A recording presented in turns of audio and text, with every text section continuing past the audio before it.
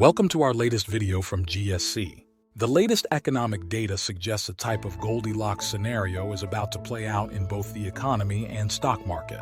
The key ingredient is productivity, which jumped 4.7% in the third quarter to mark the biggest increase since 2009, excluding 2020 when the pandemic created whiplash. Economists had expected productivity to spike by 4.2% compared to the 3.5% jump that had been reported for the previous quarter. Labor costs took an unexpected dip in the third quarter of 2023 as productivity increased. Unit labor costs fell by 0.8% in the third quarter after shoot up by a revised 3.2% in the second quarter.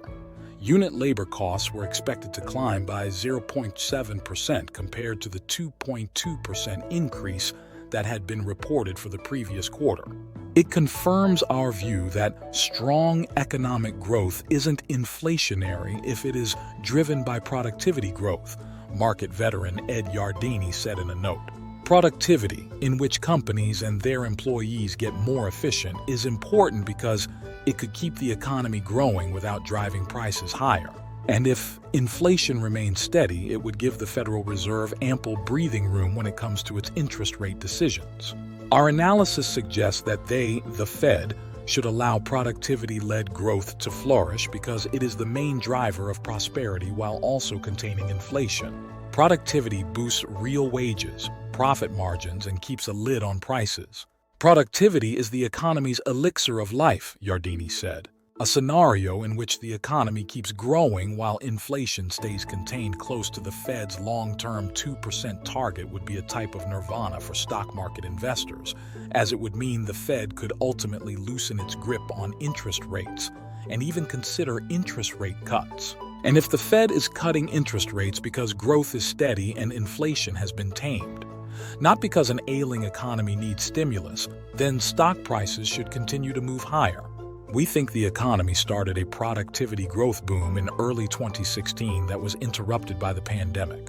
Now, it is likely to be accelerated by the after effects of the pandemic, Yardeni said, adding that if that happens, the current decade might turn out to be the roaring 2020s after all.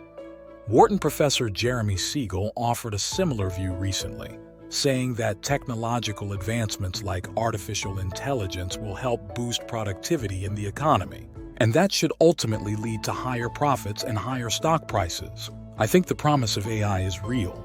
This year, our growth is being driven by productivity. Productivity-driven growth brings inflation down. It's good for earnings, but it does drive yields up. Higher real growth, more borrowing, more capital investment.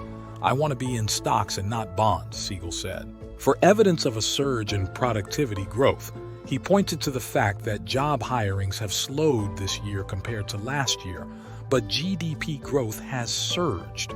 This year, we are hiring at less than half the pace, and we have 2 to 3 times the level of GDP growth. Why is that? One of the biggest bounce backs in productivity I have ever seen, Siegel said. Thank you for watching from GSC.